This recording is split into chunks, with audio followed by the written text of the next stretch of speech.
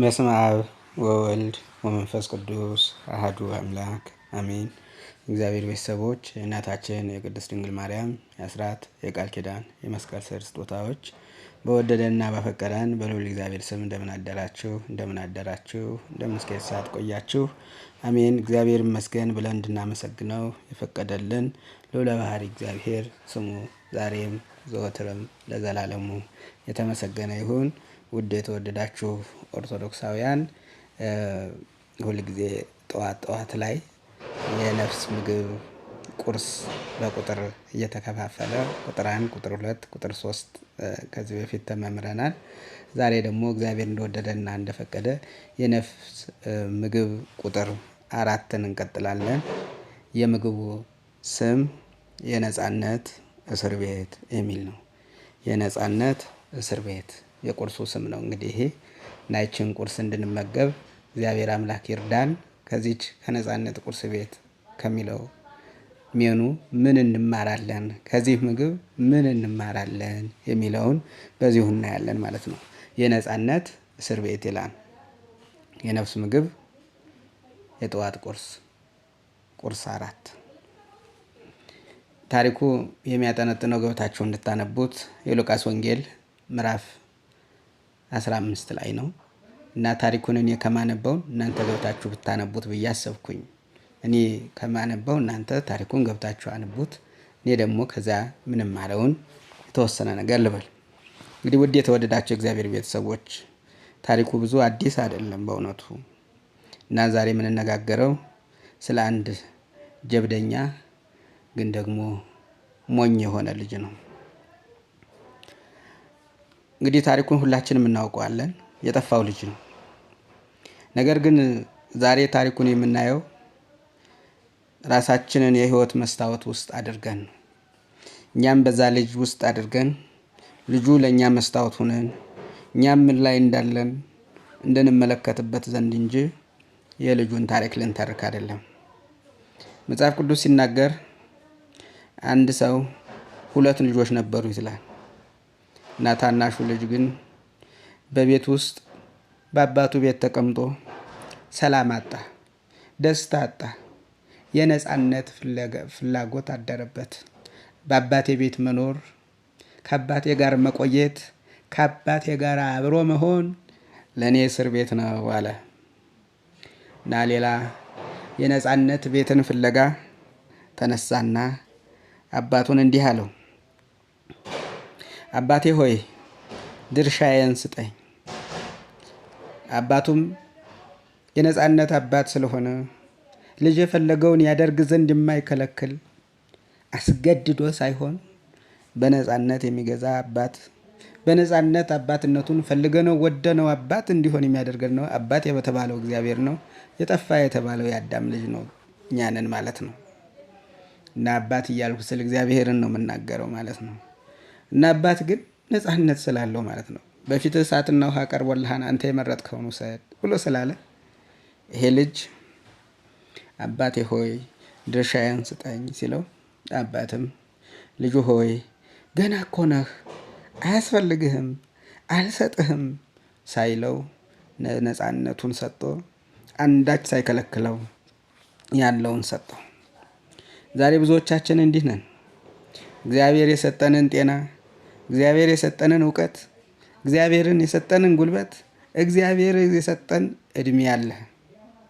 እኛ ግን ይህንን ጸጋ ይህን ይዘን አባታችን ሆይ ቻው፣ ከዛሬ ጀምሮ የራሴን ፕራይቬት ህይወት ልኑርበት ብለን ፊታችንን ወደ ዓለም ያዞርን ስንቶች ነን።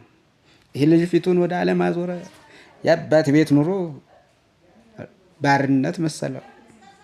ነገር ግን የዓለሙ የነጻነት ኑሮ ደግሞ ነጻነት ነው ብሎ አሰበ። ልጁ ከኪሱ ብሩ ሞልቷል፣ ሀብቱም ብዙ ነው። ሻንጣውም በብራንድ ልብሶች ተሞልቷል። ልብሶቹም አጭቆ ከቤት ወጥቷል። አሁን ነጻ ሆንኩኝ አለ። አሁን ማንም ቁም፣ ጸልይ፣ ስገድ፣ ንስሐ ግባ፣ መጽውት የሚለኝ የለም ብሎ አሰበ። ወንድሞች ሆይ ከእግዚአብሔር ቤት ከቤተ ክርስቲያን መራቅ ነፃነት ይመስለናል። ነገር ግን ትልቁ እስር ቤት ነው እሱ። ትልቁ እስር ቤት ከእግዚአብሔር መራቅ ነው። ይሄ ልጅ የነፃነት ቤት ሲፈልግ የነፃነት እስር ቤት ገባ። የነፃነት እስር ቤት ደግሞ ምን እንደሚመስል አሁን እንድናየው ነው ርዕሱንም የነፃነት እስር ቤት ያልኩት። አያችሁ፣ እሱ በቃ ነፃ መሆን እንደፈለገው ማድረግ መስሎት ነው ከእግዚአብሔር ፊት ከቤተ ክርስቲያን ከአባቱ ቤት የራቀው። ግን ያ ቤት ያ እንደፈለገው እንዳለው በነፃነት ለዘላለም የሚኖርበት ሳይሆን ያ የነፃነት ቤት የተባለው ትልቁ እስር ቤት ሆነበት። ከፀሐይ የራቀ ጨለማ ይውጠዋል፣ ከውሃ የወጣ ሳም ይሞታል።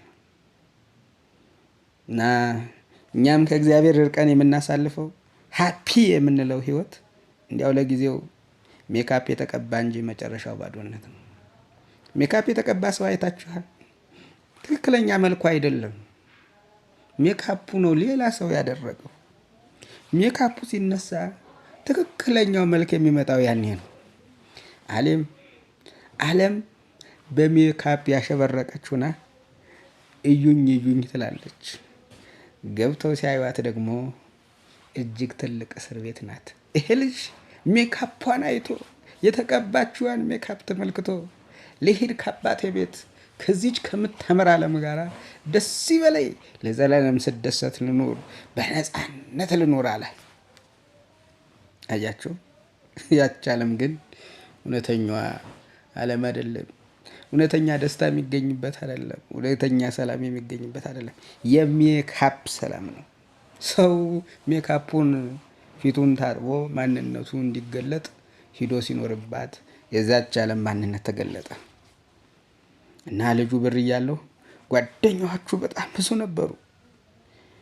ዛሬ ማን ነው የሚጋብዘው ሲባል እኔ ይል ነበር በኩራት። በየምሽት ቤቱ፣ በየጭፈራ ቤቱ፣ በየኃጢአት ቤቱ ሁሉ ቪአይፒ ሰው እሱ ነው። ንጉሥ እሱ ነው። ሁሉም ቀርበው ዝቅ ብለው የሚያወሩለት የሚናገሩለት፣ አንተ እኮ በጣም እንዳንተ አይነት እኮ ማንም የለም እያሉ ክብር ሰጠው። በታላቅ የውሸት ክብር ቦታ ላይ አስቀምጠው የክብር ቦታ ላይ የሚያስቀምጡበት ነበር። ከዚያ በኋላ ግን ብሩ አለቀ። ብሩ ሲያልቅ ጓደኞቹ አብረው ድሊት ሆኑ። ስልካቸውም ሲደውል the number you have dialed is not in the service. the number you have dialed is not in the service. ምን ማለት ነው? የደወሉላቸውን ደንበኛ ማግኘት አይችሉም፣ ከኔትወርክ ውጭ ናቸው ማለት ነው። ብር ሲያልቅ ጓደኛ እንዲህ ነው። በምትፈልጉበት ቦታ በኔትወርካችሁ ዙሪያ አይገኙም፣ ማግኘት አይችሉም። እና ይሄ ሰውም እንዲህ ሆነ። the number you have dialed is not in the service ብላለችው ዓለም። አያችሁ የዓለም ፍቅር። ዓለም የምትወድህ ላንተ ሳይሆን ላንተ ላለህ ነገር ነው። አንተን አይደለም የምትወድህ፣ ያለህን ነገር ነው የምትወደው። እግዚአብሔር ግን የሚወድህ አንተን ነው። እግዚአብሔር ግን የሚወድሽ አንቺን ነው። እና ብሩ ሲያልቅ ጓደኛ ጠፋ፣ የሚበላ ጠፋ፣ የሚለበስ ጠፋ፣ የሚጠጣ አጣ። ራብ መጣ። በአባቱ ቤት ይኖርበት የነበረው ያ ያማረ ያ ቪላ ቤት ውስጥ ያደገ ልጅ አሁን ማደሪያ አጥቶ በአሳማዎች ቤት ከአሳማዎች ጋር ሊበላ ከአሳማ ጋር ተዛመደ። በአሳማ በረት የአባት ቤት ትቶ የአሳማ በረት የሚፈልግ ሰው አይገርማችሁም? ትልቅ ውርደት። ዓለም እንዲህ ናት። እስኪ አስቡት፣ የአብርሃም የይስሐቅ የያዕቆብ አምላክ ልጅ የሆነ ሰው ከአሳማ ጋር ተደባለቀ። ኃጢአት መጀመሪያ ዘመናዊ ታደርግሃለች፣ መጨረሻ ግን የአሳ በረት የዚያ ውርደት የአሳ በረቱ የሚሸት የሚገማ ሰው የማያስቀርብ ነው። እዚያ ውስጥ ነው ትጥልሃለች። ማንነትህን ታሳጣለች። ትናንትና የአባቱ ቤት የሚበላው የሚጠጣው የናቀ ዛሬ ደግሞ እጅግ ተራበ። እጅግ በጣም ብዙ አይነት ምግብን የሚመገብ በደስታ የሚኖር ልጅ ዛሬ የሚበላው አጣ። ሆዱ ጀርባው ላይ ተጣበቀ። አሳማዎች ከሚበሉት አሰር እንኳ ሊበላ ተመኘ። አሳማዎች ግን አይሆንም ይሄ የኛ ነው ብለው ገፈተሩት። አይገርምም? አሳማው አሰር እኮ ማለት አያችሁ፣ አሰር ማለት አሳማዎች ራሱ በልቶ የሚተርፋቸው ነው። እሱን እንኳን ሊበላ ሲመኝ አይሆንም አሉት። አላገኘም ነው የሚለው። ይሄ ታሪክ ይገርማቸዋል። ዛሬ ብዙዎቻችን እንዲህ ነን። በኃጢአት ምክንያት ሰላም አጣን። በአልኮል ሱስ፣ በዝሙት ሱስ፣ በስርቆት ሱስ፣ በውሸት ሱስ፣ በአሽሽ፣ በጫት፣ በሲጋራ ሱስ ውስጥ ገብተን የታሰርን ብዙዎች ነን። እኔ እንደፈለጉ ኖራለሁ ብለን ስንል በዝሙት ሱስ ውስጥ ታስሮ የሚኖር የነጻነት እስር ቤት ብዙ አለ። በነጻነት ስም የታሰረ ብዙ ሰው አለ። አሁን ነጻነት ነው መስሎ ሲያስብ ሲጃራ የሚያጨስ ሰው ሲጃራ ሳያጨስ ሲቀር በቃ በሽተኛ ነው የሚሆነው። ድብርት ይመጣበታል። ሁሉ ነገር ያስጠላዋል። ራስን ሁሉ አጥፋ የሚል ስሜት ይመጣበታል። ታዲያ ይህ ነው እንዴ ነጻነት የሚባለው? ዝሙት የለመደ የዝሙት ኃጢአትን የተለማመደ ሰው ከዝሙቱ ኃጢአት ያ ከከፋው ክፉ ከሆነው ኃጢአት መራቅ አይችልም። ያንን ዝሙት ከፈጸመ በኋላ ደግሞ አቤት የአእምሮ እስር ቤት፣ አቤት የውስጥ ጭንቀት፣ አቤት የውስጥ ሰላም ማጣት። እንዴት አይነት ስሜት ይሰማን መሰላችሁ? ሲያረገው ደስ የሚያሰኝ መስለውና በኋላ ደግሞ ከባድ ይሆን። አላደርግም ሲል አድርግ እያለ ሰላሙን ያሳጠዋል። ካደረገ በኋላ ደግሞ ይሄን መጥፎ ነገር ታደርጋለህ እያለ ደግሞ እንደገና አሁንም ሌላ ሰላም ማጣት። አቤት የነጻነት እስር ቤት፣ የነጻነት እስር ቤት። እንዲህ ነው ነጻነት የምንለው። ባርነት። አባቱ ቤት እኮ ልሂድ እንኳ ቢል እኮ አባት እኮ ፈቀደለት፣ አንዳችም አልከለከለውም በእውነቱ። ግን እሱ ነጻነት ብሎ የሄደበት ቤት ግን እዛ ቦታ ላይ ግን ነጻነት የሌለበት ቦታ ነበር። በግድ የሚኖርበት ደስታ ሳይኖር እዚያ ስቃይ እያየ መላቀቅ ያቃተበት ግዴታ አትወጣም በላይ የምትጨብጥ ዓለም እስር ቤት። ያ ታላቅ እስር ቤት የነጻነት እስር ቤት ነው። ነጻነት በነጻነት ሰበብ ያገኘ ነው እስር ቤት ነው። እዚያ ነው የነጻነት እስር ቤት ያልኩት እንጂ በእውነት ነጻነትን የሚሰጡን አይደለም። ዓለሙ ነጻነት ብሎ የጠራው እስር ቤት ለማለት ነው። አያችሁ። እና በብዙ ሱሶች ውስጥ ወደቀ። ነገር ግን ኃጢአት ከአሳማ አሰር የከፋች ናት። ፈጽሞ አታጠግብም። ትርፏም የህሊና ጸጸት፣ ቆሻሻ ሽታ ብቻ ነው። እና መጽሐፍ ቅዱስ ይህ ልጅ በዚህ ሲሰቃይ ልጁ ወደ ልቡ ተመለሰ ይላል። አይገርም? ምን መታደል ይሆን? ትልቁ ታምር እዚህ ጋር ነው። ልጁ እዛ በአሳማ በረት ላይ ሁኜ ታሪኬን ልጻፍ አላለም። የአሳማዎችን ኑሮ ዶክመንታሪ ልስራ አላለም። ምን ብሎ ነው ያሰበው? አንዳንዶቻችን ከዛ እንውጣ ሲባል እንዴ ይሄ ታሪክ እኮ የነገ የታሪክ ያቃል ነው፣ ቆይ ጽፌ ጨርሼ ነው እንላለን። የዛ የኃጢአት ታሪክ ተጽፎ አያልቅም። እዚያው እንሞታለን። ይገርማችሁ። በዚህ ውስጥ የነበርኩበት ታሪኬን ቆይ ልጻፈው አላለም። የምን መጽሐፍ ነው? ምኑንስ ተጽፈዋለህ? እየኖርከው በተግባር ያለ ታሪክ እኮ አይሆንም። በህይወት እየኖር ነው። የቆሸሸን ህይወት፣ የአሳማን ህይወት፣ የሽታን ህይወት፣ የኃጢአትን ህይወት በተግባር እየፈጸም ነው። ምኑ ይጻፋን? ይሄ ተግባር እኮ እያሳየ ነው። ምን ዓለም ከዚህ ምን ይማራል? በተግባር እያስተማር ነው። ሰላም ማጣታችንን፣ ደስታ ማጣታችንን ዓለም ከዚህ ምን ይማራን? እስኪ ንገሩኝ። ምንም። እና ከዛ በኋላ ይሄ ልጅ በቃ ያሳማዋችሁን ኑሮ ዶክመንታሪ ልስራም አላለም። እዚህ ሁኜ ከመሞት በአባቴ ቤት ያሉ አገልጋዮች እንኳን እንጀራ የሚተርፋቸው ስንት ነው አለ። ተነስቼ ወደ አባቴ ቤት እሄዳለሁ አለ። አቤት ነገ እሄዳለሁ አላለም። ቆይ ይህን አሳማ እስከሚወልድ ልጠብቅ አላለም። ቆይ ሰውነቴ የታጠበ ቀን እሄዳለሁ አላለም። በቆሸሸ ልብሱ፣ በአሳማ ሽታው፣ በተጎሳቆለ ቁስሉ አሁኑኑ ልሂድ ብሎ ተነሳ። ማነው እንዲችን እንደዚህ የሚል? አሁኑኑ ልነሳ ከነ ቆሸሸ ማንነቱ፣ ከነ ሚሸት ማንነቱ፣ ከነ ሚከረፋ ቁስሉ አሁን ልነሳ ልሂድ የሚል ማን አለው? ይሄ ልጅ እንዲሁ ነው። እንዲያው ተነሳ። እንዲያው እግዚአብሔር ይቀበለው ይሆን? ዛሬም ዲያብሎስ ነገ ንስሐ ትገባለህ፣ ቆይ አንተ ገና ወጣት ነህ፣ ቆይ ጾም ይግባ እያለ የነገን መንፈስ ነገ የሚልን መንፈስ ይጭንብናል። ልጁ ግን አወቀው። ነገ ማለት የሞት ቆጠሮ እንደሆነ ተረዳ። ስለዚህ ልጁ ምን አለ? ዛሬ እሄዳለሁ አለ።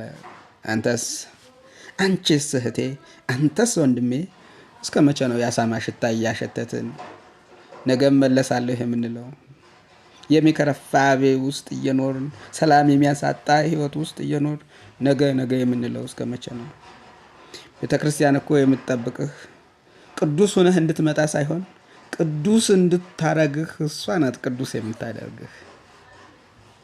እግዚአብሔር እኮ የሚፈልግህ ሊቀድስህ ነው እንዴ። አንተ ምንድነው? እኔ ቆሻሻ ነኝ እንዴት እሄዳለሁ? እኔ እንዲህ ነኝ እኔ እንዲሁ እንዴት እሄዳለሁ ምትይ ምን ሆነሽ ነው? ከዚህ ቆሻሻ እኮ ሊቀድስሽ ሊያነጻሽ እኮ ነው። ወይ ሊቀድስህ ሊያነጻህ እኮ ነው። እና የአባት ፍቅር ልጁ በእውነቱ የአባት ፍቅር ልዩ ነውና ልጁ ራቅ ብሎ ሳለ አባትየው አየው። አባትም አንተ ወራዳ የሰጠሁህን ብሬት አደረስከው ብሎ ብሬን አምጣ አይደለም ያለው። በእውነቱ ዱላም አላነሳበትም። ይልቁንም ያ ሽማግሌ አባት ክብሩን ትቶ ሮጠ። ሽማግሌ አይሮጥም፣ ግን ፍቅር አስሮጠ። ሽማግሌ ያልኩት ዘመናት የማያስረጁት ጥንታዊ የሆነ እግዚአብሔርን ነው።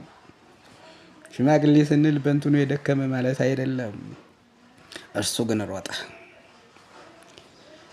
ልጅህ ልባል አይገባኝም እያለ የንስሐ ድርሰቱን ሊያነብ ሲሞክር አባት ግን ንግግሩን አቋርጦ አምጡት፣ ጥሩውን ልብስ አልብሱት፣ ቀለበትም አድርጉለት፣ የሰባውን ጥጃ አረዱለት አለ። አያችሁ፣ እግዚአብሔር እኮ ንስሐ ስንገባ ኃጢአታችንን ኦዲት አያደርግም።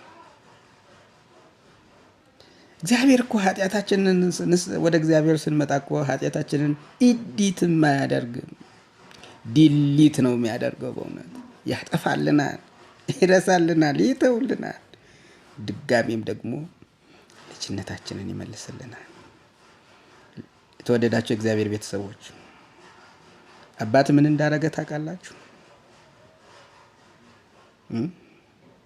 ያ ልጅ እኮ የቆየበት ቦታ በጣም መጥፎ እኮ ነው።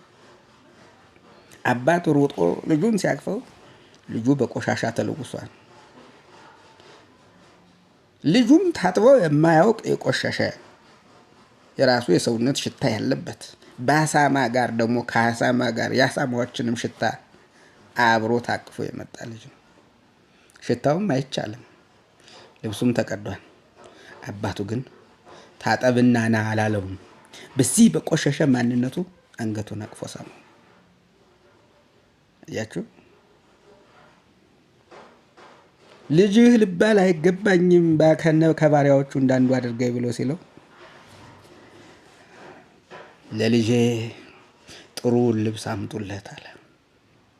ላልተጠመቀ ጥሩ የተባለው ልብስ የተባለ ክርስቶስ ነው። በእውነቱ በጥምቀት የምናገኘው የእግዚአብሔር ልጅነት ነው። ላልተጠመቁ ከእግዚአብሔር ርቀው ለኖሩ አምላክን ላላወቁ ፈጣሪን እውነተኛውን ፈጣሪ ሳይረዱ ጣዖት ሳያመልኩ የነበሩ ግን አምላክ እየመሰላቸው አምላካችን ሲሉ የነበሩ ሰዎች ሲመጡ ያ ኑ ብሎ የጥምቀት ልብስን ያለብሳል። ደግሞም ልጆቹ ናቸው። እነሱ ናቸው የጠፉ አምላካቸውን የረሱ ከአባታቸው የራቁ እንጂ። የቀድሞ ልጅነቱን ስልጣኑን አያቸው ልብስን አለበሰው። ለኛ ደግሞ በእግዚአብሔር ቤት ላለን ደግሞ ንስሐ ናት ያቺ ሁለተኛ ጥምቀት ይሏታል አባቶቻችን። ጥምቀት አይደገምም፣ ግን ጥምቀት ንጹህ ስለሚያደርግ ንስሐም እንዲሁ ያነጻችን ትሆናለችና ንስሐው ነው እሱ። ልብስ አምጡለት። በንስሐ ሳሙና ታጠበ። ቀለበት አድርጉለት ተባለ። የቀድሞ ልጅነቱ ስልጣን መመለሱን ለማሳየት ጫማ አድርጉለት ተባለ። አያችሁ፣ ባሪያ ጫማ አያደርግም። ለምን? አንተ ልጄ ነህ ብሎ ሲለው ጫማ አደረገለት። ከእንግዲህ በኋላ በኃጢአት እሾህ እንዳይወጋ ጫማ አደረገለት። የኃጢአት እሾህ እንዳይወጋ ጫማ ከኃጢአት እሾህ ይጠብቅ። አንዳንዶቻችን ነገ ኃጢአት ልንሰራ እችላለሁ ትላላችሁ። አንዳንዶቻችን ነገ እኮ እንዲህ ላደርግ እችላለሁ ብለን እንላለን። አይገርማችሁ? እሱ እኮ ጫማ አድርጉለት የሚል እኮ ዳግም ያ የክፋት ኃጢአት እንዳይወጋን እኮ ነው። ጫማ ካላረግ ሁሌ እንደተወጋህ ትኖራለህ። እግዚአብሔር ጋር ስትሄድ ግን ለኃጢአት ሾህ እንዳትወጋ ያደርግሃል። በንስሐ አጥቦ በቀደመህ ማንነትህ መልሶ ኃጢአትን ደግመህ እንዳትወድ እንድትጠላ ያደርግሃል። ከልብ ከተመለስን ነው። ልጁ ከልቡ ተመለሰ አይደለም የሚለው፣ በልቡ አሰበ አይደለም የሚለው። በልብ ሲታሰብ እንዲህ ነው፣ ከእውነትና ከውስጥ የሆነ ማለት ነው። እና ከዛ በኋላ የሰባውን ጥጃ ረዱ አለ። ይሄ እኮ በእውነት የሰባ ጥጃ የተባለው የክርስቶስ ስጋውና ደሙን እኮ ነው። እኛን ህይወት የሚሰጠንን እኛ ከእግዚአብሔር ጋር አንድ የሚያደርገንን ያንን ስጋ ስጡታል። የእግዚአብሔር ቤተሰቦች እስኪ ለሁላችንም አንድ ጥያቄ ላንሳ። እስከ መቼ ከአሳማ ጋር እንኖራለን? ምናልባት ዛሬ ስማችን ክርስቲያን ሆኖ በተግባር ግን በአሳማ በረት፣ በዝሙት፣ በቂም፣ በሐሜት፣ በሱስ ውስጥ እንኖር ይሆናል። ምናልባት እኔንማ እግዚአብሔር አይቀበለኝም ብለን ተስፋ ቆርጠን ይሆናል። አንሳሳት። አባታችን እግዚአብሔር እኛን ለመቀበል ደጃፍ ላይ ቆሞ እያየን ነው። ልጄ ነህ ሆይ ና እያለን ነው። ዛሬውኑ እንወስን። ከዚህ ኑሮ ሰልችቶኛል፣ ወደ አባቴ ወደ ንስሐ ወደ ቁርባን መለሳለሁ እንበል። በሰማይ አንተ ንስሐ ስትገባ፣ እኔ ንስሐ ስገባ፣ አንቺም ንስሐ ስትገቢ በሰማይ ታላቅ ደስታ ይሆናል። የአሳማ በረት ይቅርብን። የአባታችን ቪላ ቤት መንግስተ ሰማያት ይጠብቀናል። ክፍት ሆኖ ይጠብቀናል። አምላካችን እግዚአብሔር በቸርነቱ ይጠብቀን፣ በምህረቱ የሚቀበለን። ወስብሐት ለእግዚአብሔር ወለወላዲቱ ድንግል ወለመስቀሉ ክቡር አሜን። ይቅርታ እንደው ቁርስ አነስ ማለት ሲገባው አበዛሁኝ። በሉ ክፈሉ። ክፍያው ያለ ገንዘብ ላይክ ማድረግ ነው። ክፍያው ሌሎችም ሰምተው እንዲመለሱ ሼር ማድረግ ነው። ክፍያው ሰብስክራይብ ማድረግ ነው። ባትከፍሉም ግን አትጠየቁ። ብቻ እንማርበት። ላይክ ማድረጉ ለሌሎች እንዲደርስ፣ ሼር ማድረጉ ለሌሎች እንዲደርስ። እኛ ከተመለስንም በእውነት በቂው ነው። ባናደርገውም ብንችል ግን እኛ የተጠቀምንበት ሌሎች እንዲያደርጉ ማድረግ መልካም ስለሆነ ነው። ሼር፣ ላይክ፣ ሰብስክራይብ አድርጉ የምለው። እግዚአብሔር ይስጥልኝ፣ እግዚአብሔር ያክብርልኝ። መልካም ጊዜ ይሁንላችሁ።